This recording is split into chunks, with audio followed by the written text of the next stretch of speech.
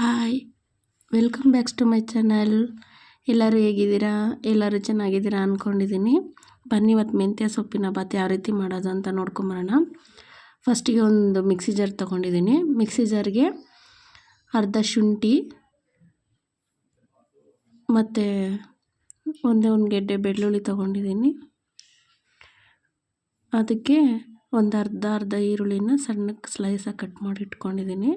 ಅದು ಕೂಡ ಆ್ಯಡ್ ಮಾಡಿದ್ದೀನಿ. ಮತ್ತು ಒಂದು ಅರ್ಧ ಕಟ್ಟು ಕೊತ್ತಂಬರಿ ತೊಳೆದು ಇಟ್ಕೊಂಡಿದ್ದೀನಿ. ಮತ್ತು 7ರಿಂದ 8 ಹಸಿಮೆಣ್ಸಿನ್ಕಾಯಿನ ತೊಳೆದು ಅದಕ್ಕೂ ಹಾಕ್ಕೊಂಡಿದ್ದೀನಿ. ನಿಮ್ಮ ಖಾರಕ್ಕೆ ಎಷ್ಟು ಬೇಕೋ ನೀವು ಹಾಕ್ಕೊಳ್ಳಿ. ನೋಡಿ, ಇದನ್ನು ಮಿಕ್ಸಿ ಜಾರ್ಗೆ ಮಿಕ್ಸಿ ಮಾಡಿಕೊಂಡು ನುಣ್ಣಗೆ ರುಬ್ಕೊಂಡು ಬಂದಿದ್ದೀನಿ. ನಾನಿವಾಗ 1 kg ಅಷ್ಟು ಅಕ್ಕಿ ತೊಗೊಂಡಿದ್ದೀನಿ. ನಾನಿವಾಗ ನೀಟಾಗಿ ತೊಳೆದು ಸ್ವಲ್ಪ ನೀರಲ್ಲಿ ನೆನೆಸಿಟ್ಕೊತೀನಿ ಇದನ್ನು.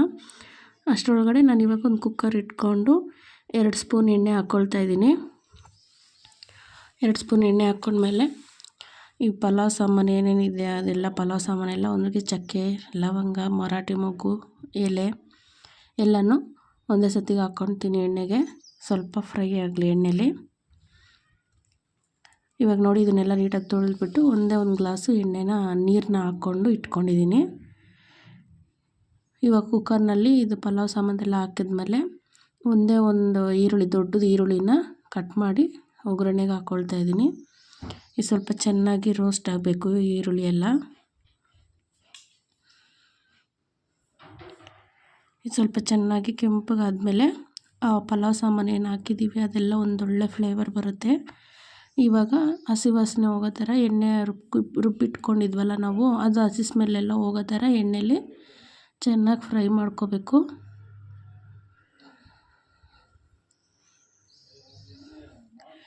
ಮತ್ತು ನಾನು ಪುದೀನ ಸೊಪ್ಪೊಂದು ಹಾಕ್ಕೊಂಡಿಲ್ಲ ಅದಕ್ಕೆ. ನೋಡಿ, ನಾನು ಮೆಂತ್ಯ ಸೊಪ್ಪಿನ ಎಲ್ಲ ಬರೀ ಸೊಪ್ಪು ಮಾತ್ರ ಕಟ್ ಮಾಡಿ ಇಟ್ಕೊಂಡಿದ್ದೀನಿ. ನಾನು ನೀಟಾಗಿ ತೊಳೆದು ಎಲ್ಲ ಅದಕ್ಕೆ ಆ್ಯಡ್ ಮಾಡಿದ್ದೀನಿ.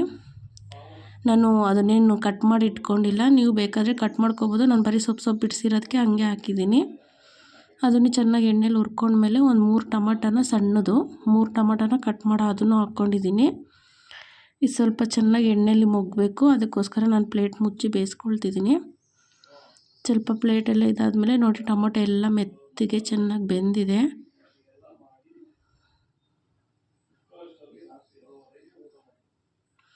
ಚೆನ್ನಾಗಿ ಮೆತ್ತಗೆಲ್ಲ ಬೆಂದಾದಮೇಲೆ ಇದಕ್ಕೆ ನಾನು ಒಂದೇ ಒಂದು ಟೀ ಸ್ಪೂನು ಧನಿಯಾ ಪುಡಿ ಹಾಕ್ಕೊಳ್ತೀನಿ. 1 ಸ್ಪೂನ್ ಧನಿಯಾ ಪುಡಿನೂ ಮತ್ತು ಒಂದು ಅರ್ಧ ಟೀ ಸ್ಪೂನ್ ಗರಂ ಮಸಾಲನ ಹಾಕ್ಕೊಳ್ತೀನಿ. ಯಾಕಂದರೆ ನಾನು ರುಬ್ಬೇಕಾದ್ರೆ ಚಕ್ಕೆ ಲವಂಗ ಏನೂ ಹಾಕ್ಕೊಂಡಿಲ್ಲ, ಅದರಿಂದ ಒಂದು ಅರ್ಧ ಟೀ ಸ್ಪೂನ್ ಗರಂ ಮಸಾಲನ ಯೂಸ್ ಮಾಡ್ತಾಯಿದ್ದೀನಿ. ಇವಾಗ ಇದನ್ನೆಲ್ಲ ನೀಟಾಗಿ ಮಿಕ್ಸ್ ಮಾಡ್ಕೊಳ್ಳೋಣ.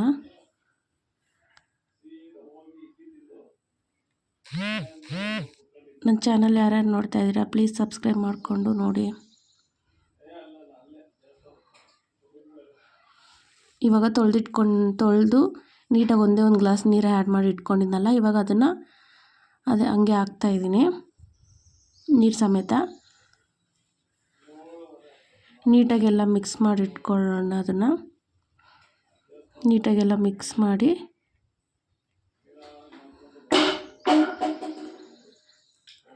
ನೋಡಿ, ನಾನು ಈ ಗ್ಲಾಸಲ್ಲಿ 2 ಗ್ಲಾಸ್ ಅಕ್ಕಿ ತೊಗೊಂಡಿದ್ದೀನಿ. 2 ಗ್ಲಾಸ್ ಅಕ್ಕಿಗೆ 4 ಗ್ಲಾಸ್ ನೀರನ್ನ ಆ್ಯಡ್ ಮಾಡ್ತಾಯಿದ್ದೀನಿ.